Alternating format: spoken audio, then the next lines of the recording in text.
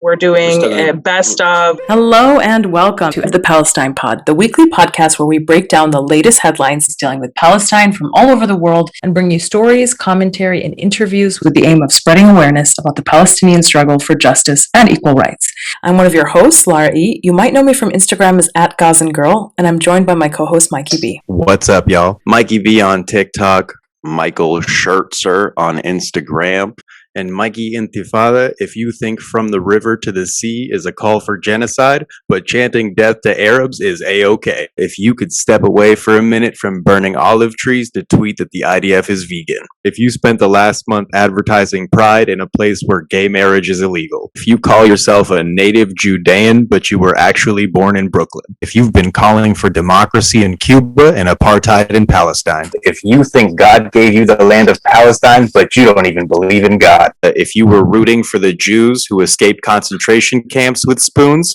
but think the ones who did it in Palestine are terrorists. If you claimed Mansaf as a taste of Israel, even though it's not kosher and it's not yours. When asked if it constitutes stealing Palestinian cuisine, a Zionist named Yaqub said, "Hey, if we don't steal it, someone else will."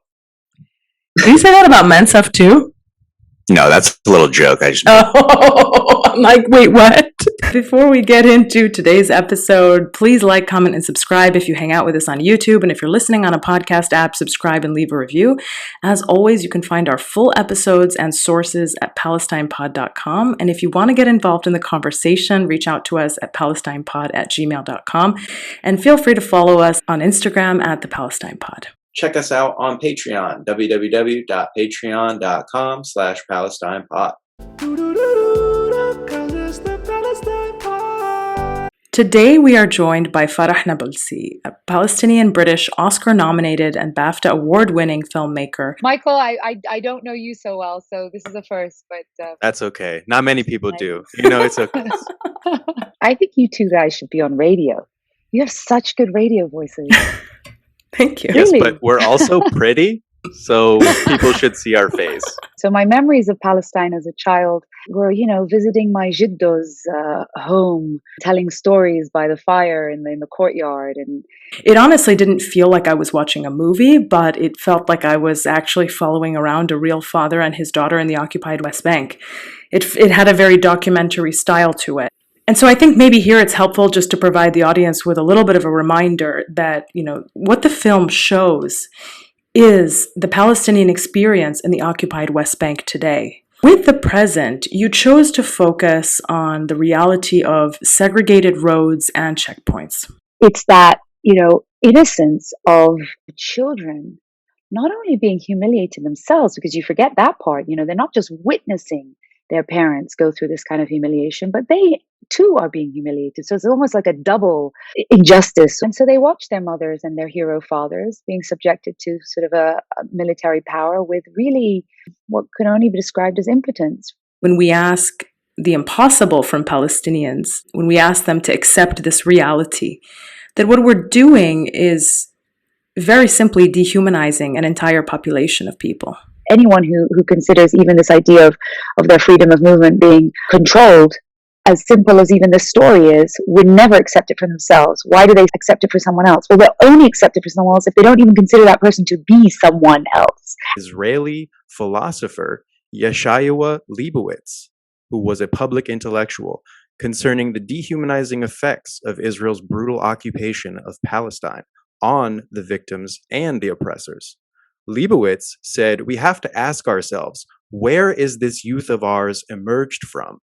Young people who had no mental inhibitions about committing this atrocity? What inner motivations for such acts could have been at work here? This youth is not a mob, but the product of a Zionist social education." Today we are joined by Laila El-Haddad, author, activist, policy analyst, and journalist. She co-wrote The Gaza Kitchen with Maggie Schmidt, an award-winning cookbook that takes readers on a culinary adventure of Gaza. What I love about the book is that obviously, in addition to the recipes, there's also articles. You really get a very deep understanding of what it's like to live and cook in Gaza. And of course, on the infamous moment that you spent with Anthony Bourdain in 2013 in Gaza, where you filmed the Parts Unknown episode together. What I've really learned from your book is that there's so many dishes that I didn't even know existed. Learn about the histories of Palestinians from a much wider, greater part of Palestine, because 80% of the population are not from Gaza proper itself, right? Yeah, they're refugees. They're from all over Palestine.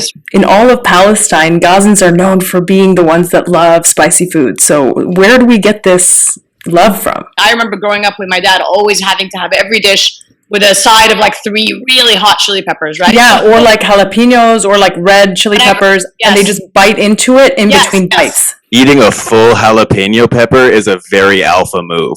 Right? I think it started, hear me out, I think it started as an intimidation tactic. Because they were like, we're not going to mess with those people. They eat full jalapeno peppers. Love it.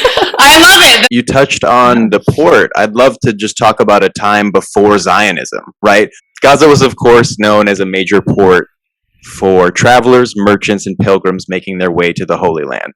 It's well known that during the 5th and 6th centuries, the Byzantine era, Gaza had a reputation as a premier producer of vintage and export quality wine. I haven't made maklouba yet, but the technique of flipping it over has changed the way that I bake banana bread. Okay, that's the first time I've ever heard banana bread and maklouba, said in the same sentence. So I'm here with Gazan girl and Gaza mom. And I would be remiss if I did not ask you this question. Layla, are you pro or anti Bamia? Oh man, totally pro. My favorite vegetable in the entire world. Yes. Bamia Gate Part 2, let's go! We are joined by the Palestinian model Qaher Harhash. Qaher, welcome to the Palestine Pod. One of the stories which recently made headlines within the context of the global intifada of unity are the anti-Palestinian and Islamophobic messages that you actually received from Zara's head of design. You published these messages to show the world what Palestinians go through when we simply tell our stories and share our experiences. Zara needs to correct this mistake. Then they should really put out a statement where they apologize to Muslims, to Palestinians, Arabs, queer people. Because in her messages, she offended so many people. And for me, it felt like, no, this person has a lot of influence, a lot of power. People really need to see what we as Palestinians also face and go through whenever we want to talk about Palestine. She sent you a message that was so long, I thought she was breaking up with you. She was manipulating the situation so that she could get the result that she wanted, because she realized that her barrage of messages towards you and her approach to outing you and arguing with people in your comments failed, and so she needed to backtrack. Then she went right back to her old tricks. Zara has a long, sordid history of deeply ingrained racist hiring and customer service practices. Oh, it made her sad that you don't see eye to eye about politics. And I read that and I was like, well, how could you see eye to eye? She is supporting the status quo, which keeps Palestinians subjugated, an apartheid system. So why on earth would you see eye to eye with your colonizer? It makes no sense. Very hard to see eye to eye when there is an illegal wall between you. It felt like she was trying to invent issues I have within myself, and it's something that's very common with Zionists. It just feels really cult-like. Some of them even believe that if they ever lose, they should all commit mass suicide. I did not know that, but that would be convenient. You can just go back into their history of Zionism and see really who the anti-Semites were. Like when you think of Herzl, they were really saying that they would talk badly about Jewish people and use the word parasitic, and say that we need to create a new look for the Jewish people. That anti-Semites would be their biggest ally. She held a long-standing tradition of Israeli intelligence of blackmailing and exploiting the LGBTQ community inside of Palestine. There is a unit 8200 that tracks everyone's online digital presence, metadata, everything like that. And they will blackmail people to become spies, or they will out them. Nizar Banat, who was a prominent Palestinian activist and advocate of free speech. The PA basically became a sort of subcontractor for the occupation itself, doing a lot of the dirty work of Israel. Banat was murdered by the Palestinian Authority in their custody, and it comes on the heels of him releasing a video where he was extremely critical of the PA. Palestinians who have risen up in this global intifada of unity have sent a very clear message to the PA that we don't need you. You don't represent us. Only the PA has collaborated with the occupier against Palestinians. They're trying to recruit a bunch of Jews from Brazil until they realize that some of them are black, and they're like, not you. They're like, where are you from? Africa? And he's like, no, Rio de Janeiro. And they're like, well, back to Somalia for you. Today we are joined by Lyla June. She's an indigenous public speaker, artist, scholar, and community organizer of the Dene and Safsaf nations from Taos, New Mexico. Greetings, my kin and my people.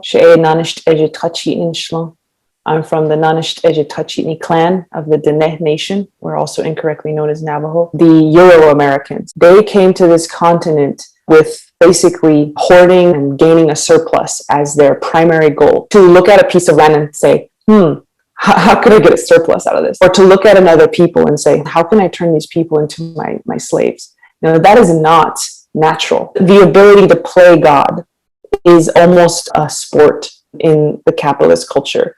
To see how much power and control we can wield. Which planets can we get to? How much can we mine out of the earth to show nature how much we can control her?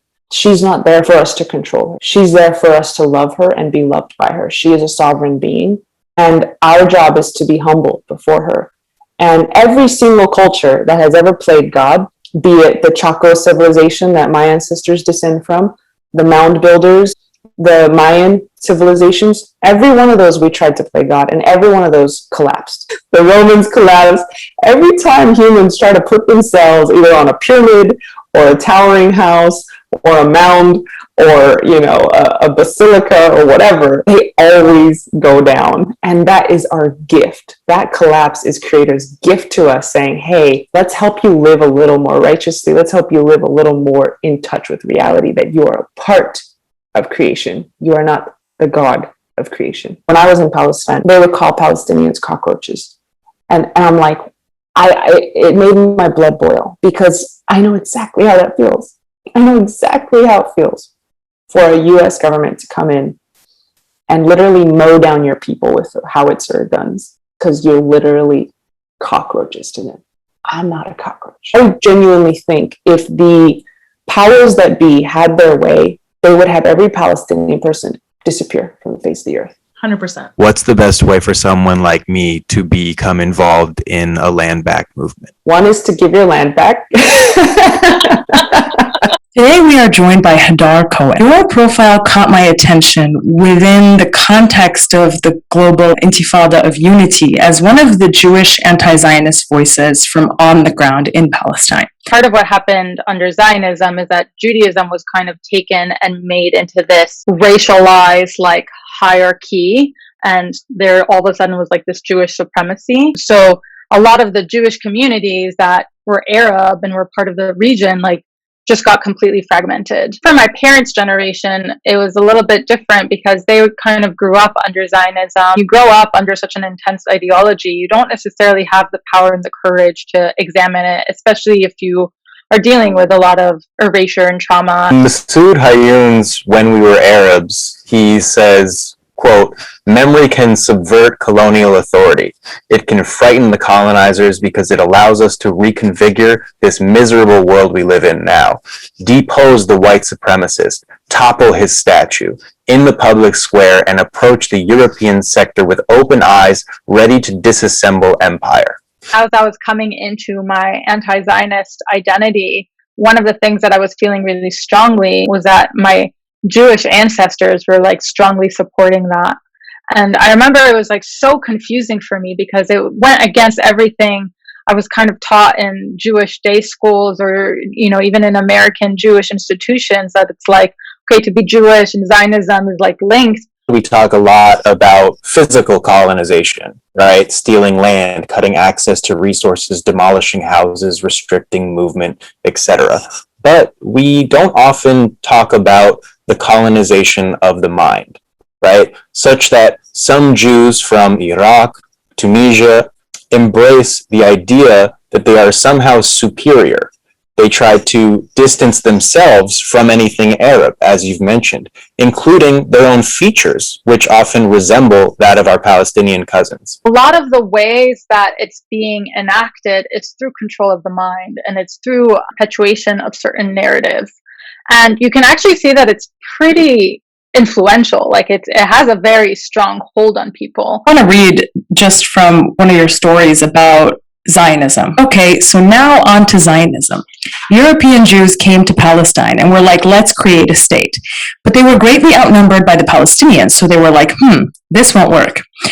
How about we trick and manipulate Jews from the Middle East to come join this colonial project, and we will basically use them to colonize. Zionist leaders went to all these Middle Eastern cities and basically convinced them to come join, saying that this is a religious project and it's the time to come to the Holy Land. They promised them all these things, but when they got to the land, they were demeaned and oppressed in many ways. Zionists placed these communities in cities and villages right near the Palestinians so that the European Jews wouldn't interface with Palestinians. They basically used them to occupy as border cities without telling them this. The colonial court refused to make any decision on the case, but they said, hey, here's a settlement offer.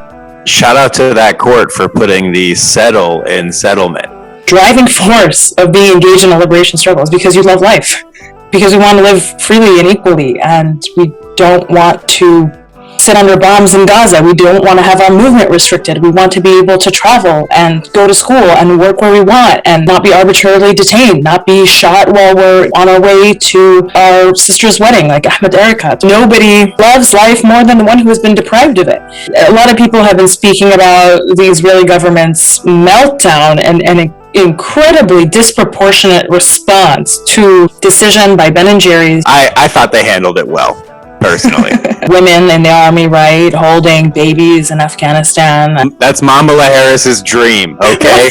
Breastfeeding a baby through the uniform. An amazing artist, a young female activist coming to us from Gaza, Palestine, Malak Mattar. Malak, you are 21 years old. You've lived almost your entire life in Gaza, much of it under siege, and you are the survivor of 4 Israeli military attacks on this tiny piece of land that you call home, with the latest assault taking place just a few months ago in May, where Israel leveled entire residential buildings in Gaza and wiped out entire families as they slept. From my mom's side, I always grew up with this atmosphere of beautiful painting, of the fascination of a white canvas getting turned into a beautiful masterpiece that evoked something in me. So teachers were pushing us, go out, and I didn't know where to go, but you might never survive an attack. So the sky was gray. I looked up and the military planes, which were really scary, they were so close to the ground, and everyone was running. So there was a fear.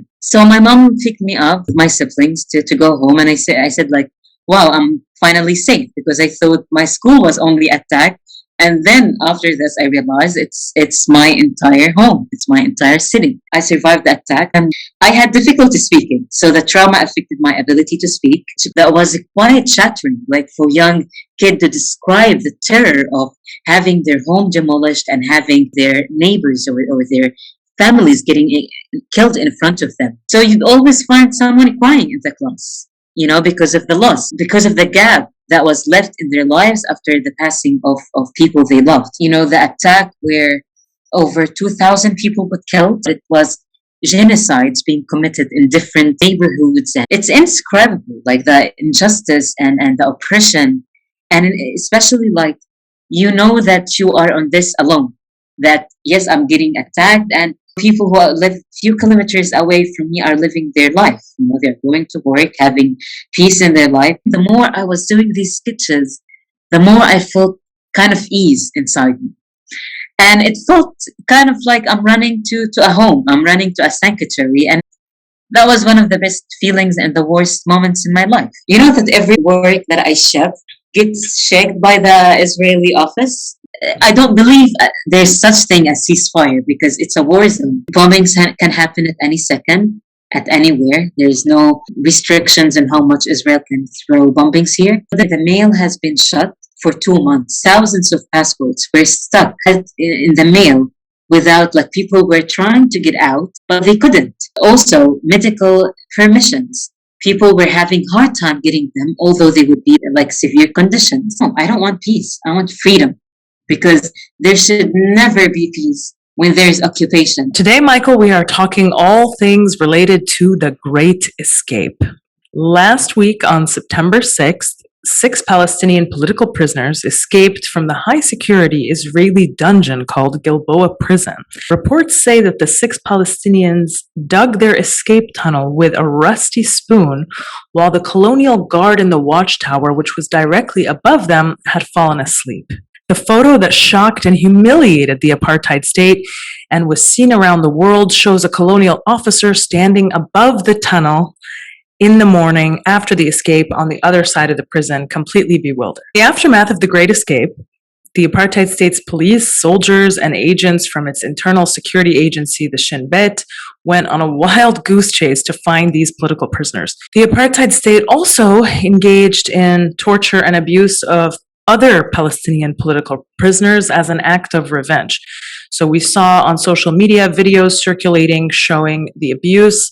We also know that on September 8th, 2021, armed Israeli forces raided Section 6 of the Negev prison for Palestinian political prisoners and attacked prisoners. Israel holds somewhere around 4,700 Palestinians, men, women, and children as political prisoners. Since 1967, Israel has imprisoned more than 700,000 Palestinians from occupied West Bank, Gaza, and East Jerusalem. Israel imprisons Palestinians from the occupied areas inside of Israel, which is illegal under international law. According to Amnesty International, Israel's ruthless policy of holding Palestinian prisoners arrested in occupied Palestinian territories in prisons inside of Israel is a flagrant violation of the Fourth Geneva Convention. It is unlawful and cruel, and the consequences for the imprisoned person and their loved ones, who are often deprived from seeing them for months and at times years on end, can be devastating. According to Amnesty International, virtually all cases of Palestinians brought before Israeli military courts end in convictions. Most convictions are a result of plea bargains. This is because Palestinian defendants know the entire system is so unfair that if they even go to trial, they'll be convicted and given a longer sentence. About 1,300 complaints of torture against Israeli authorities have been filed with Israel's Justice Ministry between 2001 and June 2020, which have resulted in the grand total of 1 criminal investigation and, get this, 0 prosecutions. Today we are joined by Rifk Ebeid. She's the debut author of the must-have children's book, Baba, What Does My Name Mean? So this book is about a young Palestinian refugee who's essentially living in the West. It's more towards a Western audience. And she's asked at school what her name means. And she knows that she's Arab. She knows she's Palestinian, but she doesn't really know why she was named Samida. And so when she goes home, she asks her dad, Baba, what does my name mean? And so in order to explain the connection between her name and her homeland, her dad kind of takes her on this magical journey to Palestine. And beforehand, he tells her, you know, your name means somebody who's persistent and somebody who perseveres. And we named you this because you're a Palestinian. Can you tell us what the librarian did exactly? She posted some anti-racist Palestine content, which the library censored after they received complaints from the Zionist Organization of America, Philadelphia chapter. Between reports in the press and the public statement that the library released, we know that the administration took action by only meeting with local Jewish groups in Philadelphia, including the Zionist organization. And at the same time, they fully censored all staff voices by removing access to an internal forum that was used for cross-organization discussion. And then in their public statements, the library administration has shown that they co-signed this idea that anti-Zionism or pro-Palestine speech is somehow anti-Semitic. At the same time, they try and cling to this notion that they represent all marginalized voices. Staff report that while the administration has claimed that they updated guidelines on content development, no actual information has been shared with the staff members who create said content. And it has been publicly shared that these actions by the library admin are in line with a pattern of abuse of power, institutionalized racism, and direct harm to Black and Brown employees. And this librarian created content on their branch's social media page that spotlighted and highlighted Palestinian voices. And one of them was a discussion of my book, in addition to a book reading from Naomi Shihab Nye. So her video with Naomi Shihab Nye's book was also removed and censored. If you're a Palestinian in exile, if you're a Palestinian in the diaspora, and you grew up in early 2000s, your family had Al Jazeera on 24/7 and was watching live footage from the Second Intifada. And you were rooting for The Rock like you were watching wrestling. At the labor conference, they backed a motion urging the party to back sanctions against Israel for its illegal actions under international law. And they basically say that action is now needed, that labor should adhere to an ethical policy on all UK trade with Israel, including stopping any arms trade used to violate Palestinian human rights and trade with illegal Israeli settlements. What I like about this is that they have tied very clearly their need to act being an ethical position. And I hope that this can be an example for politicians in the US. Yeah, but didn't you see AOC cried? So that's pretty good.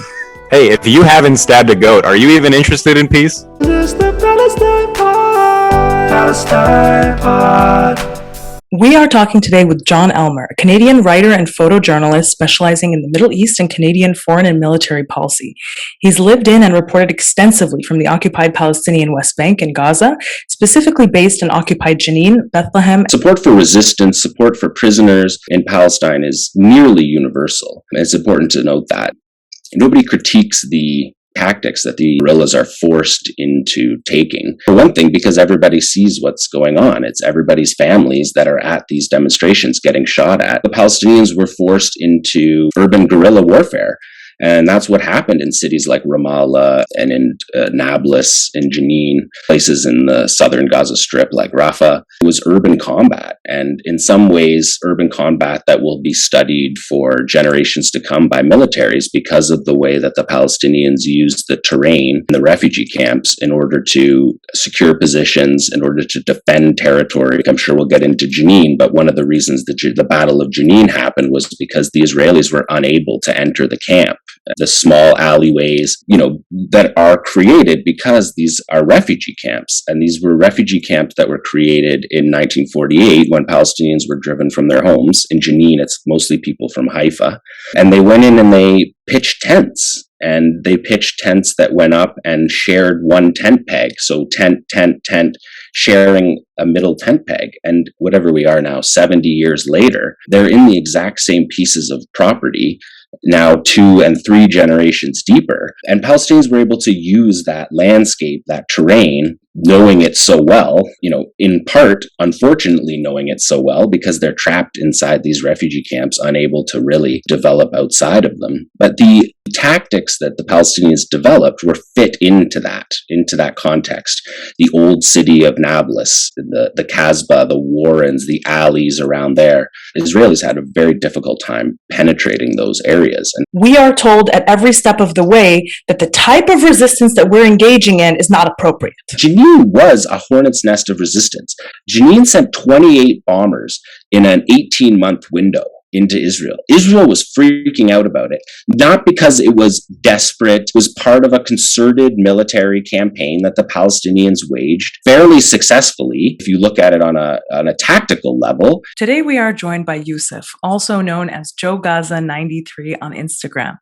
He's a nurse, a social media activist, and humanitarian. Joe has shared a lot of content with us this past May, especially with respect to the assaults on Gaza. You're showing us life on the ground. You're showing us images and videos of Gaza, of the streets of Gaza. I'm actually getting to know Gaza through you. I'm getting to see the streets that I never saw. I'm getting to see the people that I never met. I'm getting to learn more about where I'm from through your eyes. Every action, there is a reaction, and it is a self-defense. About the self-defense, if we want to talk about this, we are the people who have the right in self-defense. The issues are clear for the people. Honestly, we are getting a lot of support from the people around the world, and this is a thing make us happy. That's where people starting to wake up and spread the word about the Palestinian case, support it by all the available ways. This is my duty toward my people, just to show the truth to the people around the world about our issue and our situation here, especially in Gaza. You know how hard the situation here. Our conversation was interrupted by the sounds of drones, by the sounds of shelling, your house shaking. Very few people have ever had an experience like that in their life. But if you live in Gaza, you've not only lived that once or twice or 3 times. If you're like 25 years old, you've lived it at least 4 times in your life. Because ever since the Israeli disengagement of Gaza, when they removed their settlers, Israel has been attacking Gaza from above and does so every few years and commits genocide every couple of years. This is your daily reality. It's not like the normal days in any different places around the world. Every day we woke up in Gaza, we woke up for a new challenge. Nobody will feel how hard it is, except if you lived here. The cars driver are used the cooking oil instead of the gasoline because it was not available. Instagram taking away our link button on the Palestine Pod page. We talked last week about the Human Rights Watch report criticizing Facebook and Instagram for its censorship of Palestinian content creators, specifically citing 2 instances where I had posts that were deleted for quote-unquote hate speech that were then mysteriously restored due to what Instagram called a mistake. When Instagram was deleting Palestinian content, the effect was that it was restricting freedom of expression on matters of public interest. That's a direct quote from Human Rights Watch. Even when social media companies reinstate wrongly suppressed material, the error impedes the flow of information concerning human rights at critical moments. We changed the conversation on Palestine from one on Tuesday to, well, there's apartheid here. There's war crimes happening. These social media companies are trying to find ways to quiet us and prevent us from keeping that momentum. Today we are joined by Joudie Kalla, Palestinian-British chef and food writer. She's the author of 2 prize-winning books, Palestine on a Plate, Memories from My Mother's Kitchen, and Beledi, a celebration of food from land and sea. Cooking kind of keeps me going, and my mom, this is what she used to stabilize herself being away from her family, and she passed it on to me. I think we're really spoiled as Arabs because I remember going to friends' houses and have dinner there and it's one dish and that's it. And I'm thinking like the rest is coming out next. Nothing ever came out. Have you ever thought about doing Palestinian food fusion? Oh, Lara, no. Nobody sees the makluba and is like, hey, was it smoked with applewood? Anybody who keeps categorized bone in their fridge, like that's either a delicious chef or a serial killer. I heard a Zionist say that he was actually indigenous to hummus. Hey y'all, so every now and then we have an episode where we feel like we need to give you a trigger warning, and this is one of those episodes. There's going to be a lot of talk about rape and coercion. An Israeli officer raped Palestinian women in exchange for work permits. The rape occurred in 2013 and 2014, and the officer's identity is still withheld. He was secretly convicted by an Israeli court in 2017. Army major threatened that he would revoke the Palestinian woman's permit to work in Israel if she reported the rape. The court also convicted him of another count of rape, which involved threats. The judges said in their ruling, he returned her permit, which he had taken earlier. The officer was convicted on 2 counts of rape, as well as receiving bribes from a second Palestinian woman, identified only as F.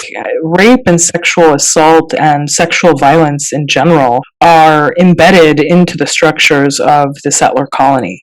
It's often used as a tactic against Palestinian prisoners, be they men, women, or children, and it's certainly something that takes place at different times. I mean, whether, it's at a checkpoint or if soldiers come to your house for a raid, whatever it may be, any encounter with an Israeli soldier, there is this possibility for sexual violence to take place. And as Palestinians living under occupation, there isn't really any recourse to this because they're subject to military law while the Israeli soldiers who are there on their land occupying it almost never face any sort of consequences for the crimes that they commit. And it goes back actually to the very founding of the state of Israel itself. I mean, during the Nakba, there were numerous reports of systemic rape being used by the Zionist gangs that were expelling Palestinians from their cities, from their villages.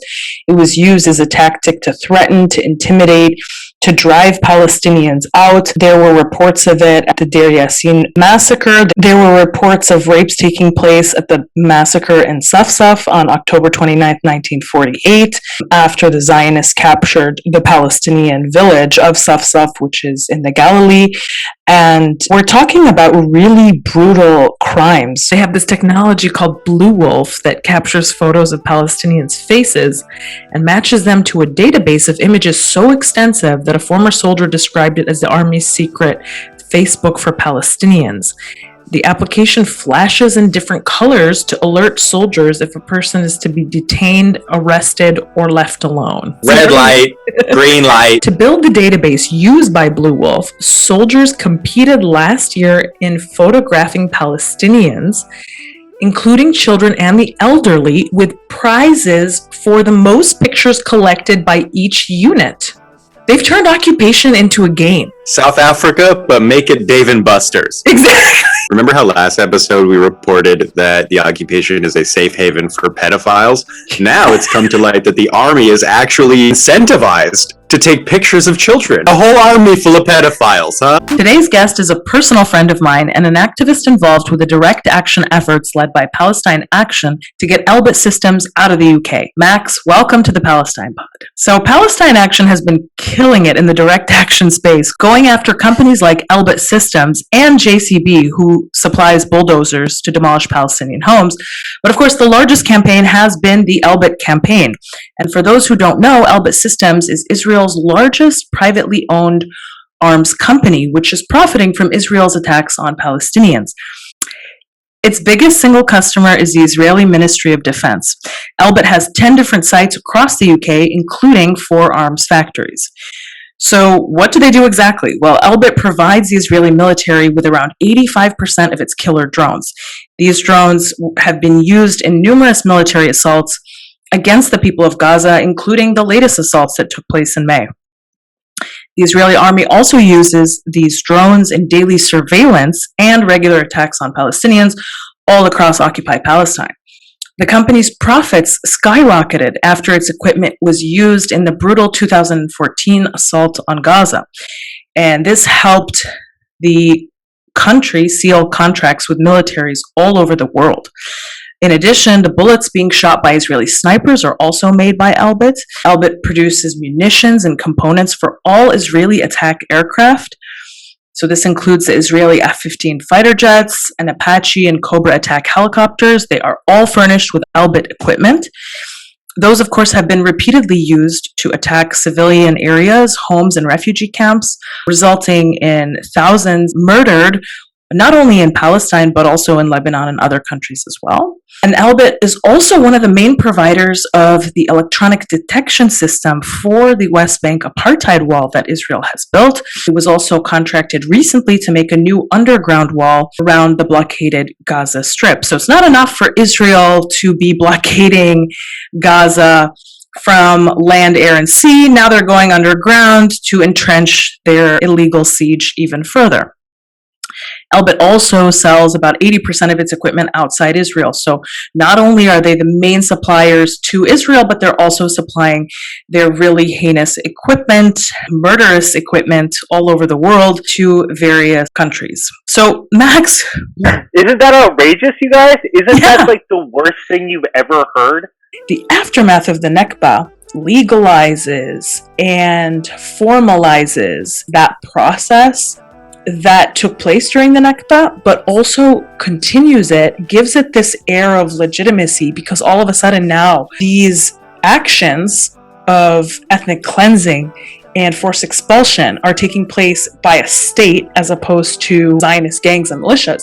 You have the state taking a number of measures to ensure that Palestinians continue to be expelled from their land, that Palestinians who were expelled are unable to come back, and that the land that is left behind is immediately taken for the state and redistributed to settlers arriving from other countries.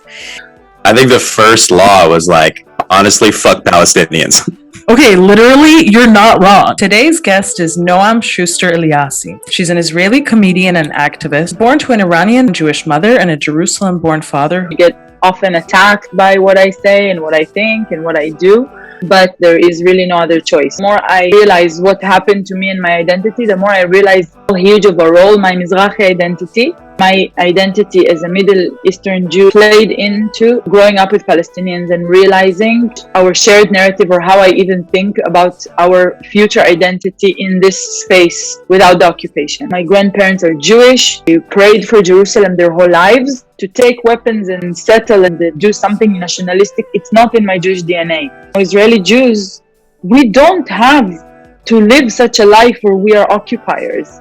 Palestinians deserve to come back. Palestinians are not unique in wanting to resist power that is seeking to exterminate them. You would think that Jews can understand this. We're talking about Rifka, Muhammad al-Kurd's new poetry book. Rifka is the name of his grandmother. His father told him, "Anger is a luxury that we cannot afford. Be composed, calm, still, laugh when they ask you, smile when they talk, answer them, educate them." Even though the situation that you're in commands anger and so many other emotions. They're asking him about Hamas, and he's like, my boy, they're knocking down the door. What are you talking about? I wish the earth would split and swallow me. Iraq veteran cites his fear of fireworks. They think they're the only ones with PTSD. We are literate in peeling off our own skin to sleep. I cried, not for the house, but for the memories I could have had inside it. Palestine has already been one of the innovators of technology while under occupation and siege. So we can only imagine what would have been if not for this nasty militia of Zionist gangs who stole everything. Today's guest is Noor Elkhaldi, Palestinian-American, host of the podcast Arab American Psycho. This is one of my favorite podcasts. Really am honored that you guys wanted to have me on. Requests for you to come on. Several people saying, Noor E, Noor E. It was me sending those messages. Highlight all different cultures and backgrounds. Just had a guest on who's Hawaiian, and it's really interesting learning about Hawaiian people because their experience, lots of parallels to the Palestinian experience, and anyone who's experienced colonization, you can just instantly relate. Their literature at the time is talking about, we're going to colonize, they are the native people. Check the documents. I think there is very much this idea that, like, if you are a hijab wearing person, it's like you are in this one little box and you're just like a quiet, submissive Muslim woman, which I am just like, who created this narrative? Name one Muslim woman you've ever met in your life who you're like, oh, she's so docile and quiet. There are zero. Today's guest is the amazing founder and CEO of Palestinian Hustle, Samer Fidy. That's how humble Palestinians are. He names the company Palestinian Hustle and won't even take credit. Palestinians, we're full spectrum people because we tackle everything in a full spectrum, whether it's music, art, you guys with like politics and comedy and music and depth and food, people fighting for the same same cause but doing it differently. If I was a barista and somebody came in and was like, you know about Palestine? I'd be like, bro, I get off in 10 minutes. Like, come on.